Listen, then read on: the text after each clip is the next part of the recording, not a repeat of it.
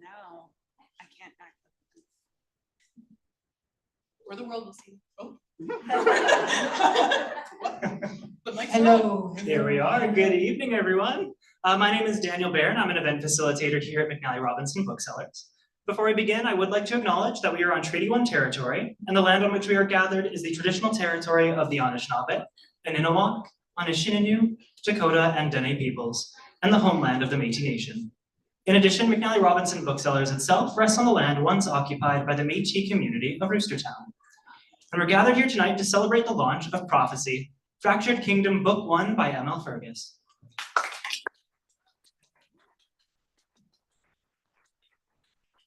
We are grateful to Tundra Books for publishing this book and for helping us make this evening a reality.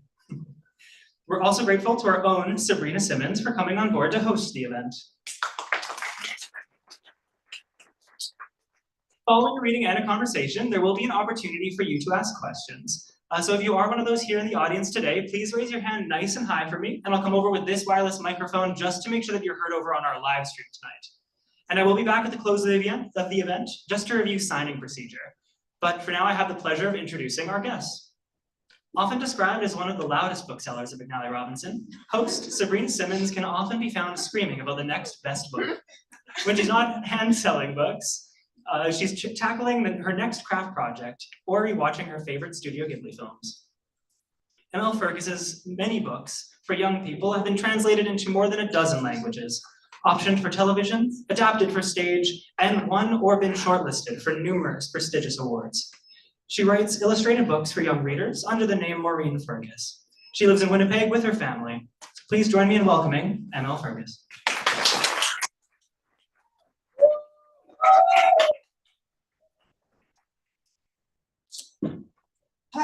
Okay, well, first of all, I want to thank you all for coming tonight.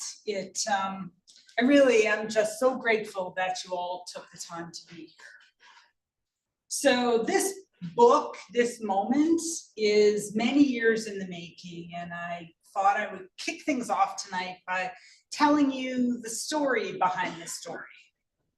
So it all started actually about 20 years ago when I first read The Other Boleyn Girl by Philippa Gregory. I was instantly, utterly captivated by this world of courtly intrigue and deadly power struggles and beautiful dresses. And I went on to amass a personal library of over 80 fiction and nonfiction books relating to this period of time in history. You know, over dinner, I would start talking about Charles and Henry as though I'd just spent the afternoon hanging out with them. You know, when my husband Nick was trying to watch golf, I would stand in front of the television and deliver like passionately my argument for who I thought actually killed the princes in the tower. You know, in my dreams, I heard the sound of galloping horses and the thud of the executioner's axe. So when I decided to write an epic romantasy trilogy, setting it in a medievalish world just was a no-brainer for me. And the fact is, when writing this book, I didn't create a world as much as I stepped through a portal into one. Castles and forests just rose up in front of me. I met, you know, the most unforgettable characters. I had the most heart-stopping adventures. The feasts and the dresses were fabulous.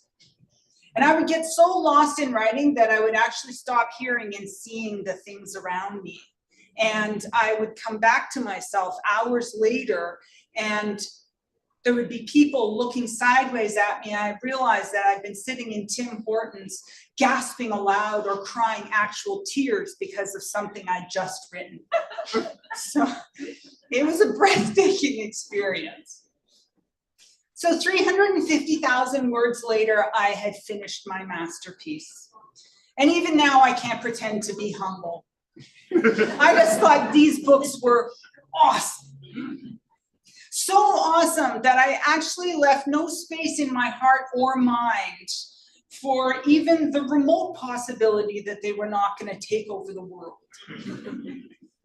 So what happened? Canadian readers loved the trilogy. The book got excellent reviews and even a couple of award nominations.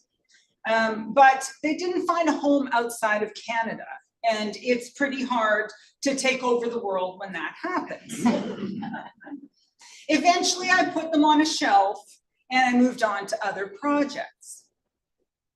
But as the dust settled on all of this, I started to struggle a bit. So on the outside, I continued to write and publish and go on book tours and meet my wonderful readers and do all the things that writers love to do. But on the inside, where before I'd had this weirdly unshakable belief in myself and what I was capable of, I suddenly started to doubt. And I started to brush aside my successes and cling to my disappointments.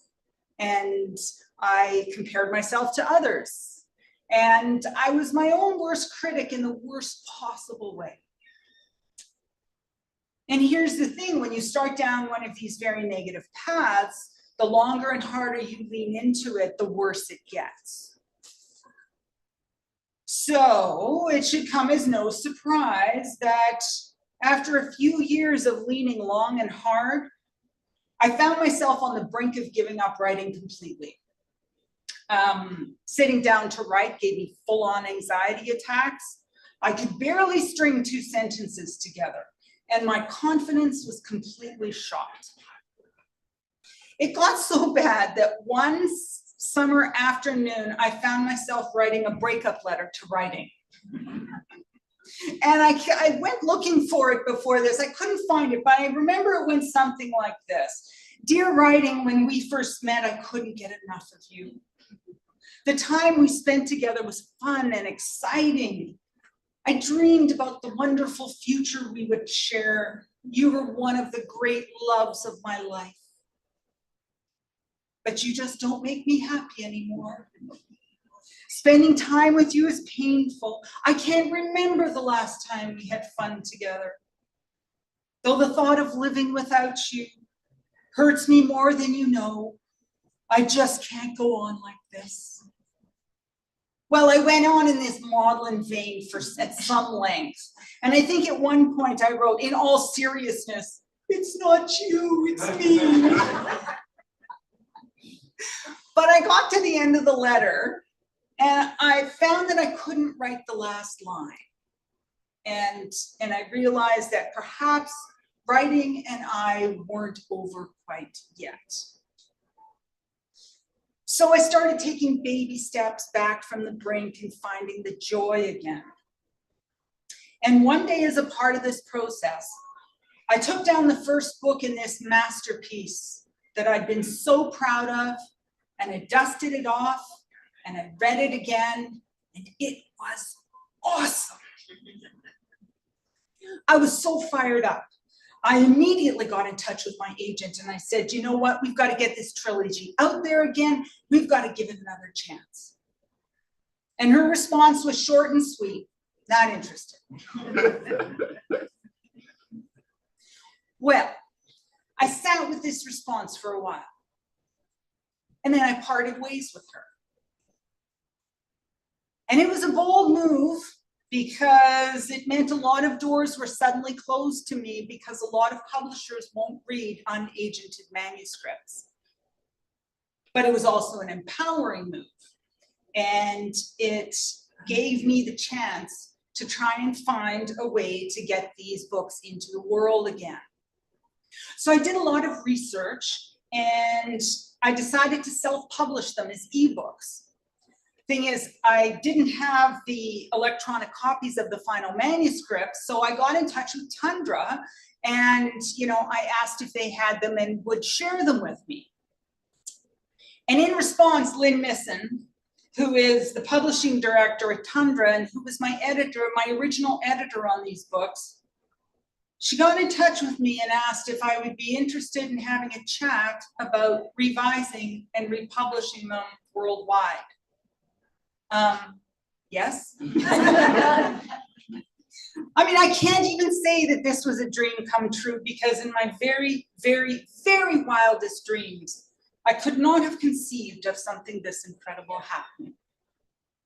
So, 2 years and many hours of editing later, well, I stand before you, but I sit before you.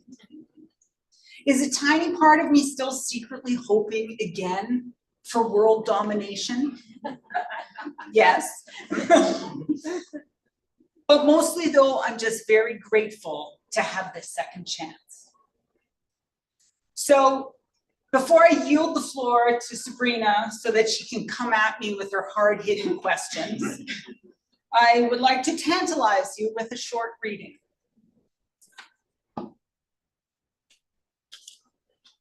Okay, so I'm going to read from the very beginning, the first chapter, and it's where Azrael and Persephone meet for the first time. So Persephone is sleeping in the barn, and her job is to watch over the livestock, and she's heard a sound, and it's awoken her, and she now finds herself face to face with the chicken thief. Wordlessly, the thief took a step toward her. Heart thudding madly, Persephone stepped farther back into the shadows. I have a knife, she warned. So do I, said the thief. Now tell me who you are. Shaking her head, Persephone tried to take another step backward, but stumbled over the chain of her leg irons. When the thief reached out to steady her, she jerked her arm away with such vehemence that she accidentally struck herself in the face. The thief didn't smile, but Persephone could tell that he wanted to smile. So she slashed at the air with her dagger and snapped, I'm not afraid to use this, you know. And I'm not afraid to use this, he replied genially, as he reached over his broad shoulders to pull a much larger dagger from the scabbard that was evidently strapped to his back. In fact, he added, in an almost nostalgic voice, I've 7 corpses to this blade. Really, sniffed Persephone, feigning indifference. I've 10 to this one. The thief grinned at the lie. Excellent, he said. We'll be well matched then. Come, step out of the shadows. Let us fight to the death. If I win, I get myself a fine, fat chicken dinner. And if you win, you will leave Mrs. Busby alone and depart at once, said Persephone fiercely. There was a long moment of silence. Then, in a rather mystified voice, the thief said, who is Mrs. Busby? Without thinking, Persephone gestured toward the chicken in his arms. I see, said the thief.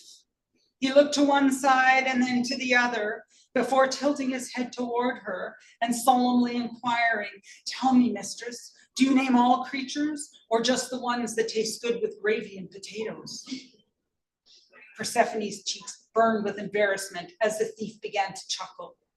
Stop laughing, she muttered. It's not funny. But the thief wouldn't stop laughing, and the longer he laughed, the more irritated Persephone became. Finally, heedless of the danger and not knowing how else to get him to shut up, she lunged at him with her dagger. She was quick, but he was quicker. Dropping his own knife and flinging the startled Mrs. Busby to one side, the thief deftly sidestepped Persephone's attack and grabbed the wrist of her knife hand. Yanking her forward, he spun her around, caught her around the midsection with his free arm, and dragged her back until she was pressed against him. Never attack in anger, he whispered, his lips so close to her ear that she could feel his breath on her skin. And never start a fight you can't win. Let go of me, she panted as she twisted and struggled in his arms. That's quite a temper you've got there, the thief continued in a voice that was almost a purr. Is that why you're in irons? Because I must say I never expected. Persephone cut him off with a heel stomp to the foot. Ow, cried the thief. Angrily, he spun her back around so that she was facing him. Forcing her knife hand behind her back, he pulled her so close that she could hardly breathe. Persephone glared up at him in defiance. Then, as though in a swoon, she let her head fall back and her body go limp. The instant the thief loosened his grip on her in order to accommodate the sudden shift in her weight, she drove her knee upward into his groin with all her might. He didn't let go of her knife hand, but his eyes did bulge alarmingly. Slowly sinking to the ground, he clutched his mangled vitals with his free hand and wheezed, "I cannot believe that you of all people did this to me. It would bloody well serve you right if I. Persephone watched with some apprehension as the furious thief cast about for something truly terrible to do to her. "If I up and gave you a good spanking," he finally exploded. For a moment, Persephone just gaped at him. "A spanking?" she finally spluttered. "A spanking?" She started to laugh. "That is the most absurd thing I've ever heard in my life. A spanking? You wouldn't dare." "Oh, wouldn't I?" said the thief, who suddenly looked more like an outraged boy than a powerful stranger. Persephone continued to laugh as he staggered to his feet. "Stop laughing," he ordered, giving her knife hand a little shake. "I warn you, I'll do it. I'll spank you. I don't care who you are. Before he could finish his sentence, from the threshold of the stall, there came a wet snarl. It was Kerr, back from the hunt. The fur on the back of his thick neck bristled menacingly. His jaws were dark with fresh blood, and his fearsome canines glinted in the thin shaft of moonlight. A dead hare lay at his feet. "My dog," said Persephone by way of introduction. "Oh," murmured the thief, who hesitated before casually adding, "I don't much like dogs." Kerr snarled again and snapped his teeth. With comical swiftness, the thief moved to put Persephone between him and the beast. "He looks vicious." "He is vicious," said Persephone with relish. "Moreover, he is extremely protective of me." Said the thief. "If I order him to attack, he will rip out your throat," she confided as she wrenched her knife hand out of the thief's grasp. "He's killed dozens of men at my behest." 10 with the blade, dozens with the dog," muttered the thief. "You're a likely wench, aren't you?" Persephone smiled humorously. Then she lifted 2 fingers to Kerr, who immediately stopped snarling, trotted to her side, and lay down at her feet. "Well," said the thief, with a darting glance at the dog, who silently bared his teeth, "it seems you've bested me." "It seems I have," said Persephone. The thief eyed her speculatively. "I don't often get bested," he said. Persephone shrugged to hide her almost intoxicating sense of triumph. She'd spent her entire life being bested. It was a powerful feeling to be on the other side for a change. The thief frowned now and muttered something under his breath about having made a poor choice of things, poor start of things. Then he cleared his throat and said, "I don't suppose I could convince you to come away with me?" Persephone stared at him. "Come away with you," she said incredulously. "Are you mad? Why on earth would you think that I would ever agree to come away with you?" "Because," he replied, "I think it is possible. That is to say, I'm coming to believe." "Yes, yes," said Persephone. "What are you coming to believe?" "That I have been looking for you for as long as I can remember." Dun, dun, dun.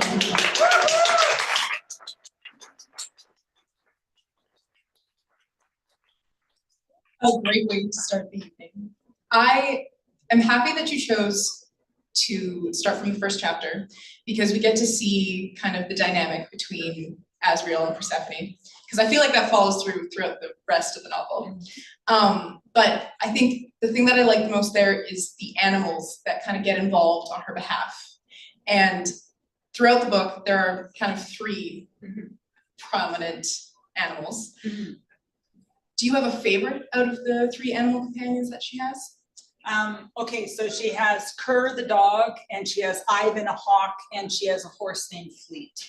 And I love them all because they all are universally scorned, loathe Azrael, and cause him trouble at every step along the way. But I think I love Fleet. Fleet is this broken down nag. He's just got this big horsey heart. He loves Persephone and tubers, and he'll trample anyone who stands in his way of his beloved Persephone. So probably Fleet. And if you were to have an animal companion, what would it be? Can I have a dragon? Well, I mean, it is a fantasy world, so I would I guess. probably have a dragon, but also I would probably have half red toy poodle, half Havanese cross, you know, Something very yay vicious. big, you know, fussy about getting his feet wet. Yeah, that was our little buddy. So he would be a good animal companion too. The dragon and the tiny little 12-pound poodle, I guess. The dragon would definitely scare people, but I think the toy poodle would scare them more. Yeah, probably. So not only are there tons of animal companions, but there is quite a cast of characters.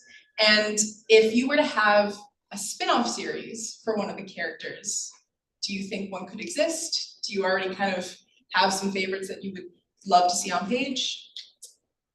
I think later in the series there are some noblemen that I could, or nobility that I could see. I don't know, you know, this is a very dangerous place. People drop like flies as it goes on. So, you know, I'm not sure actually. I've never really thought of a spin-off because the story was so central to Persephone and Azrael, and then of course to Mordecius, the villain. And so I don't know, maybe a prequel? I don't know. So the story is written in third-person perspective, but we do get a lot of Persephone and then Mordecius with some of the side characters. Why did you not have it be a story told from Persephone's perspective? That's a tongue twister. Persephone's perspective. Well, I mean, Mordecius, if you read the book, I think you have to be in his head to believe how awful he is. I don't think someone else, I mean, there's a big difference between telling, you know, the story of what someone does and kind of being in their head and what they're thinking and plotting and, you know, just that remorselessness. So, you know, I think you'd have to be in his head. I think also, you know, she is the heart of the story. It begins and ends with her, but if she's the heart, he's the dark heart of the story. And so, you know, by telling it from two perspectives, you can kind of, you know, at another level of the storytelling, project this sense of worlds colliding, you know, coming closer together. I think too, what you get when you've got those multiple perspectives is when those two characters are interacting, you get to see how each of them views a particular interaction or scene so very differently to kind of chilling effect, I think. You have such, I guess, a way of like creating the characters to seem so lively, which is what you hope, I guess, when you're reading a book. But did you, as you wrote, is that how the characters kind of came about? Did you spend any time planning them out? Were there any real life inspirations? So for the most part, I just, the characters just walked fully formed. I heard their voices, they walked fully formed onto the page. And so that was really thrilling. And I think there's probably only one character who was inspired, and Azrael is, and I'm gonna let you guys guess who inspired this, okay? Because I'm gonna say Azrael is super funny, super charming. He's, you know, supportive and, you know, devilishly handsome. And so I don't know, does anyone here guess at all who the inspiration? He's practically perfect. I guess. So does anyone care to hazard a guess? No one? No. It's a question for the crowd now. Yes? It was Nick. Darling Nicky. So since there were no planning involved, to stay in kind of like the mindsets of the characters, did you create any mood boards, any playlists to kind of get you in the mood when you had to set out to write them? What's a mood board? I think it's like Pinterest. Oh, okay. Then I guess I didn't do that. No, when I write, I inhabit the character. So as I would write Persephone, I don't look down and see what she's doing. I'm looking out through her eyes. And so that is how I get into the character, because I'm looking out through the eyes of the character and I'm hearing what the character hears and feeling what they feel. And so, you know, it works. So Prophecy is a relaunch of a book that debuted a while ago. Did you, when you sat down to kind of rework with it, were there scenes that kind of surprised you and became like your new favorites from when you originally sat down with the book? I don't know. I don't know that there were scenes that became new favorites. Okay. I think that it was kind of revisiting the scenes that I loved and the characters that I loved all over again, more than, you know, coming back to this book. It was just like, it was like coming home. It was like stepping back through that portal into that world and, you know, kind of being with friends that I hadn't been with in 10 years. So that's kind of what it was like. Yeah. Did you need any modern day inspirations to get back into it? Modern day in terms of like what? So like before you had mentioned in your intro that kind of the other Boleyn girl had inspired you, and then so did all the royalty. Did you kind of have any modern day inspiration with courts and books? Well, actually, to tell you the truth, Nick and I, over the last couple of years, we've gone once to England and Ireland, and we went once to France. And so we were very lucky. And of course, it was just all visiting castles and, you know, reconnecting with that history. And, you know, I don't know if people have been to places that just where the history is seeped into the very wood of the structure, the stone of the structure, and where you kind of, you stand there and you feel like if you just listen hard enough, you could hear things happening from 500 years ago. Just listen a little harder. So, you know, that really was a great vibe, lots of pictures. And so, I mean, that definitely contributed. Absolutely. Did that, so back then, writing the setting, the place in Prophecy and the Fractured Kingdoms is fictional, but could you ever take the setting and place it elsewhere? Did you always have this kind of made up world in your head? Did you want to make it kind of real life? I think, you know, once I sort of fell in love with that period of time in history, that was just the world. I didn't even make up the world, really. Like I said, like it was just, okay, here's the feasts and here's how they dress and here's how they talk. And I had just immersed myself in it for so long. So, you know, I thought about, I don't know if I went to do a completely new trilogy in a completely different setting, you know, it would feel very daunting, because to make something feel real, you know, you need the nuance of language, the tiny subtle differences when people speak, you know, and the little kind of offhand remarks or descriptions that bring a world to life. And so, you know, I have great admiration for people who can do that kind of from scratch. I don't know. I have never tried it, but who knows? So I had the pleasure of not only reading the book, but also listening to the audiobook as I was reading it. The audiobook is fantastic, so if you want to check it out, I recommend it. So when I finished the book, I actually was listening to it. Okay. And so I'm not going to spoil the ending, but I was like, when you were writing the book, did that ending take you by surprise? Was there another ending you had anticipated? How did the ending kind of come about? I wanted people to have to read the second book.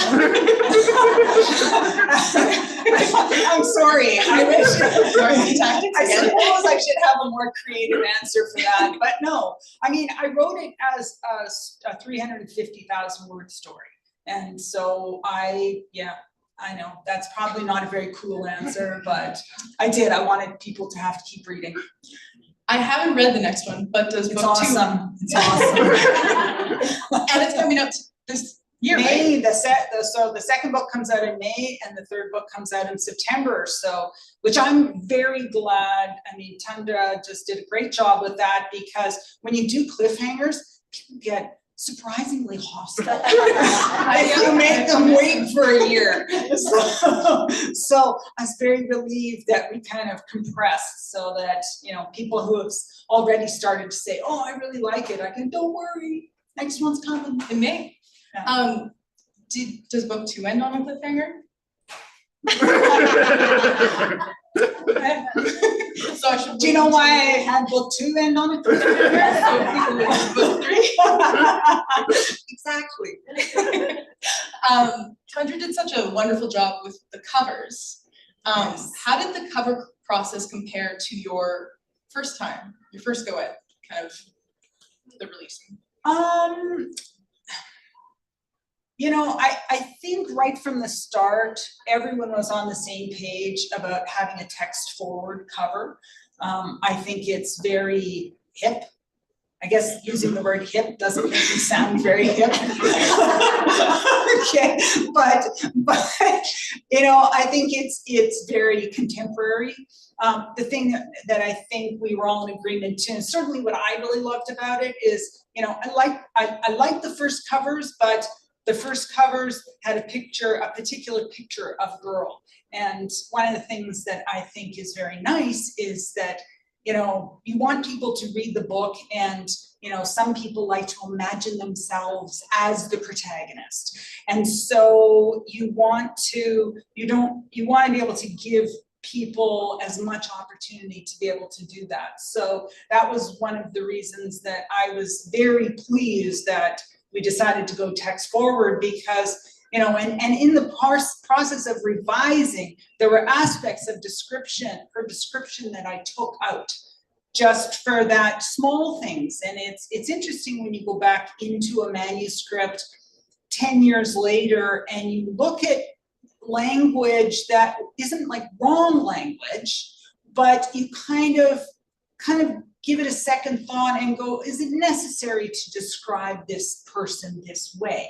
You know, can I achieve the same thing by doing it this way, and maybe that works better, maybe it's more accessible to more people, you know? So yeah, so that's the cover. Were there You mentioned kind of leaving some of the descriptions ambiguous so that the reader could kind of self-insert. But if the book were to ever be propositioned to be a movie or a TV film, Sorry. When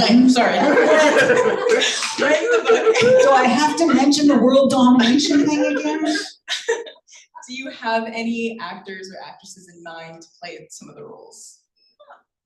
Well, Sam Fergus is a very talented actor, and I would see him in the male. No, you know what? I don't really know. It would have to be someone smoking hot for Azrael again, Sam Fergus, and Persephone is just she's fierce. And she's strong, and I don't know that it would really matter what she looks like, and I don't think she has to be beautiful. I don't think that's the main thing, because I actually think most of beauty comes from confidence. So, you know, I would hesitate to even sort of say, besides the smoking hot thing with Azrael, you know, what the character should look like.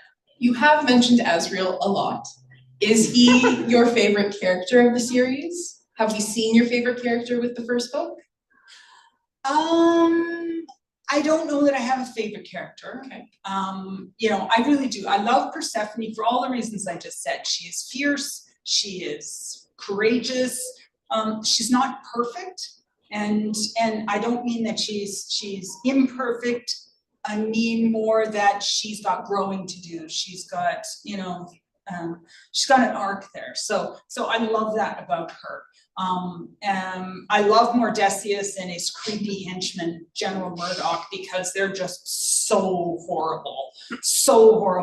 But then I love Azrael because he hardly ever wears a shirt and he's got broad shoulders. And so what's not to like? No, but really, he's just perfect. as I already said.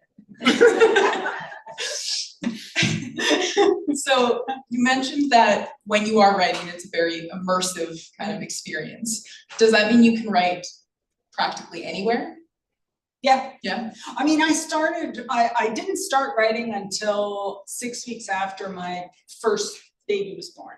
So, and then I learned to write anywhere under any circumstances. And when I was writing these books the first time, I would sometimes write 7 minutes here, 9 minutes there. I would be, at Pan Am Pool with kids in the water, with a laptop on my lap. So yeah, I can pretty much write anywhere. Did you ever have to reread what you had wrote, or were you ready to just jump in and write the next scene? Because you were doing it in bits. No, I always rewrite. I tend to write a very clean first draft. So a sort of, if I write 2 pages today, tomorrow, I'll reread those pages, clean them up, write 2 more pages, and kind of do that. But I didn't write the story in bits and pieces. I wrote the story this way, I just had bits and pieces of time. So because you ended up writing linearly, Yeah. Did any of the characters end up surprising you as you were kind of bringing them to life? The characters constantly surprised me. It was awesome because they really did. They walked onto the page fully formed. And so, I had kind of broad brush for each book and the whole trilogy. So it was like, okay, here's how it's going to end. Here's how each book ends. Here are some highlight scenes. Here are the twists. That was it. But then it was, okay, I'm in this character's chapter and something happens. And then I would ask myself and the character, oh my God, what's going to happen next? And so you sort of knew the path that you were taking, but oh yeah, things happen all the time where I was just like, what? Has your favorite scene of the series happened in the first book? No. Oh my God. Keep on reading. When does it happen? I've got a favorite scene in each of the next 2 books. Okay. Yeah. Okay. Any hints? No. Don't say anything? Tell them to read other books. Okay, I won't say anything, but I'm just gonna say, wow, it's gonna blow your socks. So one of my favorite things about getting to work here is being a bookseller and getting to hand sell books. And so when you usually, you're prepared for this question. When you find a blurb that kind of works for a book, you stick with it. So if you were to hand sell me Prophecy or the Fractured Kingdom series, what would you say? Okay, I have to tell you, she gave me heads up on this question because this is actually a much harder question than you would think. And usually when people say, oh, would you describe your book? I do, well, there's the girl and, an adventure. So anyway, okay. You know what? I'm ready. I'm going to read it. I wrote it down because I'm on prepared. Yes. So, you ready for this? It's going to be awesome. After she tells us, we all have to then buy it. And I have to say, I didn't actually make up all of this. I went on to reviewers and stuff and kind of cobbled stuff together. So, as any good writer does, plagiarizing. And so, okay. This is live. Okay, are you ready? Yes. Are you ready? I am. Okay. Princess Bride meets the Game of Thrones, a heart-stopping adventure set in a kingdom on the brink of chaos, where romance and humor balance the bloodthirsty villainy and the twists just keep on coming. Boom!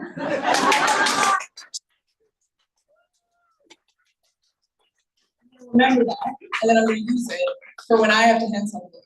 There you go. I love it. So with that, I feel like I would love to open the floor to some audience questions. Are there any? Oh.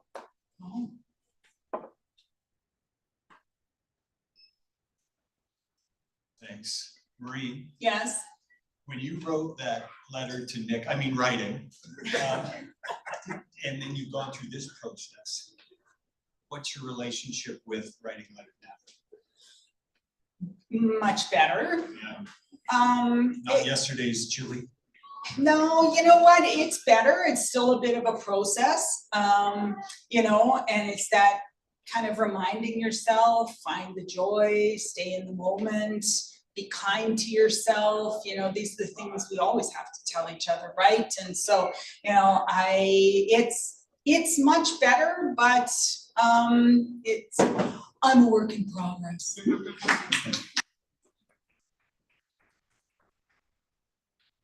Any other audience questions? Oh.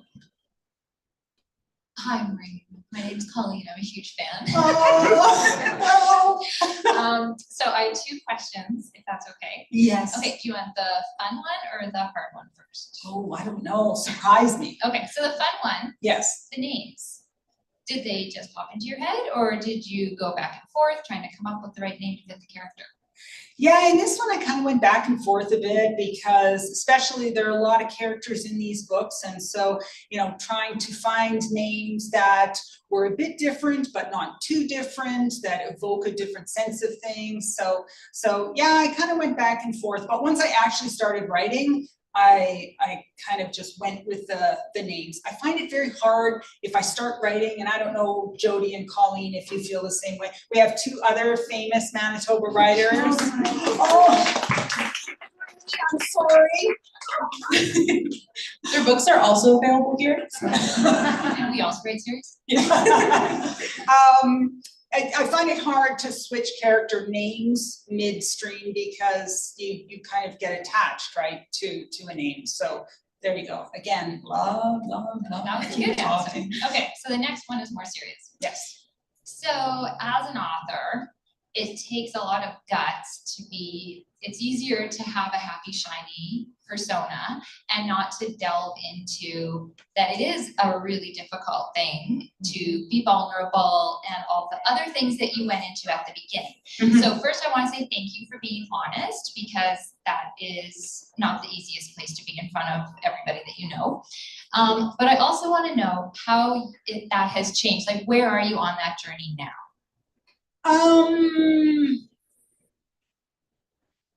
I still struggle with novels, I think. I still sit down, I think, you know, I still hear voices in my head saying, this is what you should or shouldn't do if you hope to get published, and, you know, and it's interesting because as part of this process, we did what's called we had a sensitivity reader who went through the books to, you know, look for things that might be triggering, things that, you know, language that would not have been, you know, we would not have known was concerning 10 years ago, or not have understood was concerning, but now, you know, it is.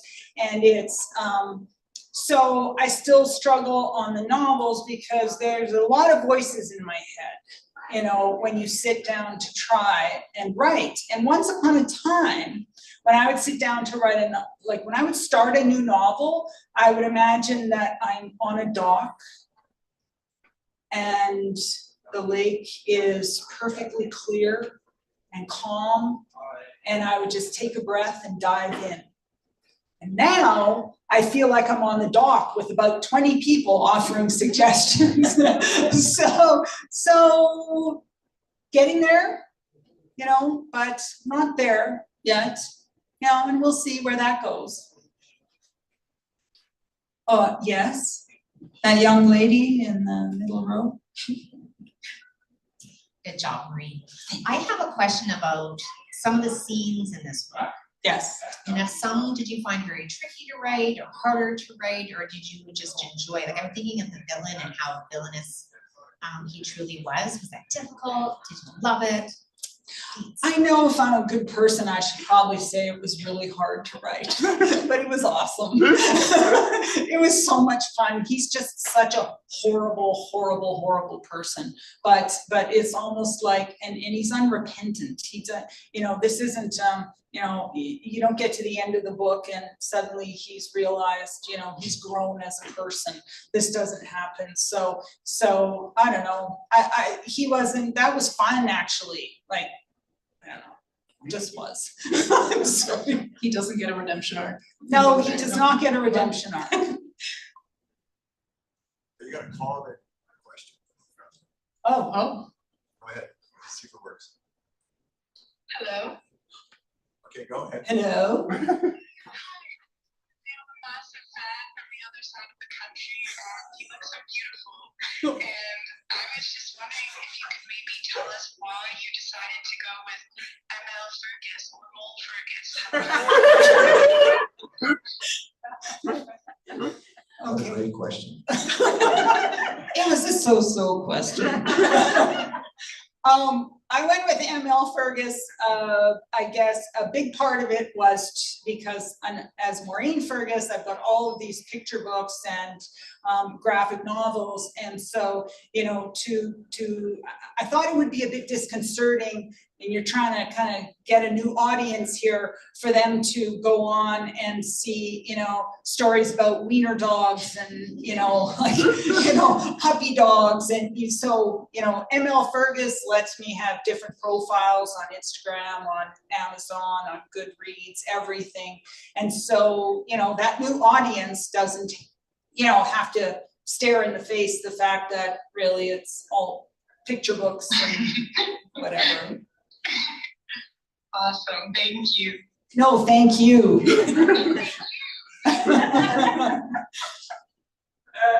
Love you so, bye-bye.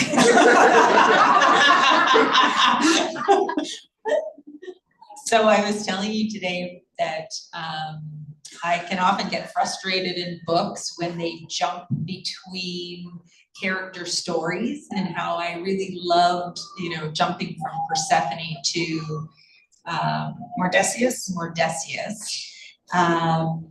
that I was actually like, I wasn't like, I gotta get through this one to get back to the other one. Now you said you wrote it linearly. Mm-hmm. Did you write, like you would write the section with Azrael and Persephone, and then you would jump to, why?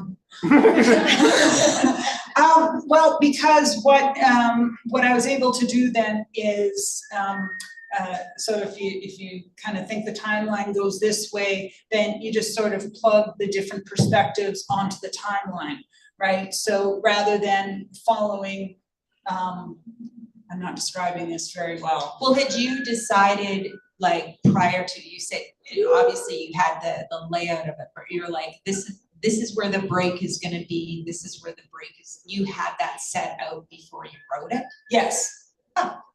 Yeah, I had that, but not the breaks between the chapters. So it would just be when a chapter naturally came to a close, I would say, who haven't we heard from for a while? And you'll see this in the second and third books, because we have four more perspectives that, oh yeah, no, but it's fun. I swear it's fun. Sounds like a lot of perspective. It's no, but you know what? And these are characters that you see, they weave inside each other's stories, so there's continuity there. But yeah, I would just end a chapter, who haven't I heard from? Okay, what's he up to right now? And we'd jump back in. I also wanted to say that the ending was awesome. Okay. Do we have any more questions? No? Oh, Jody has another question. Thank you, Jody. What are you working on next? Well, speaking of wiener dogs, I'm working on, so as far, I've got picture books, and I've got a picture book about, the third book in the weenie series that we're working on. And then I also have a picture book coming out in the fall about a worm who talks his way into a job as a security guard, which is, and it's pretty good. So, and I'm looking at novels. I've kind of working on an adult novel, but I don't know that I'm 100% committed to it yet. So sort of floating around there a little bit. So I'm not sure. In other words. sorry, apparently there's another question. Okay, go ahead. Oh, that's me. Yeah, no, you're a little behind there. It's a sort of delay. So you go ahead and ask. Yeah, you're on speakerphone. I have a question. I noticed that there's a new title for the book, and it's very catchy, and it stands out really well. Just, you know, the nice one word. How did you come up with this new title? I think I came up, I came up with prophecy. And so that one was pretty easy, but then, and prophecy, Odyssey, destiny seems like a no-brainer now, but you'd be surprised at how hard it was to come up with 3 one-word titles that rhymed. So I don't really remember. I think it was just kind of reimagining the whole thing. And yeah, I can't remember how I came up with that. But that was a great question, whoever you are. Love you, sweetie. I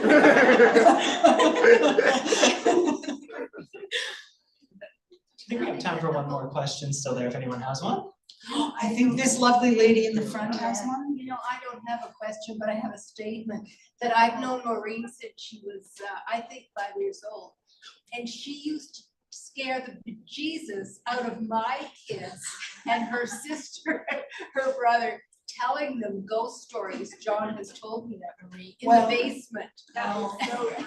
You know, I was just honing my craft. You were. That's all. Scared, and he's not a hard guy to, I mean, he's hard to scare. Well, You scared him. well, I'm a wordsmith. So. True.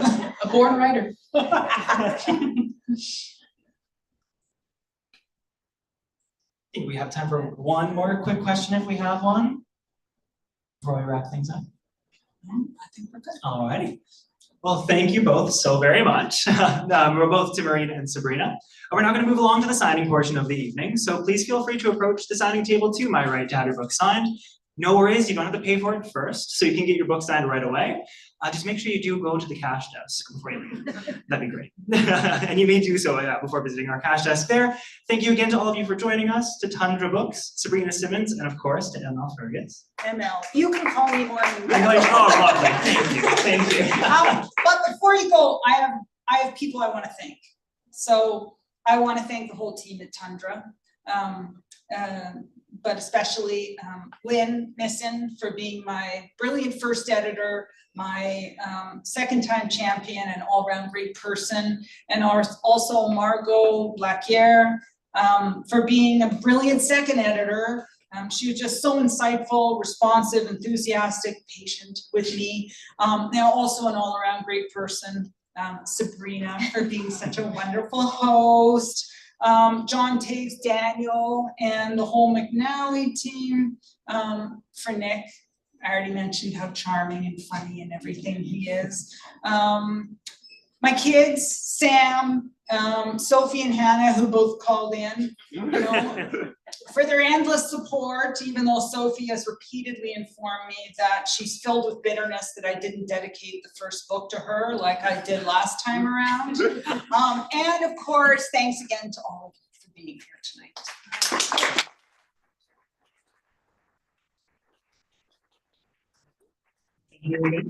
Have a wonderful night, everyone. Thank you. Thanks.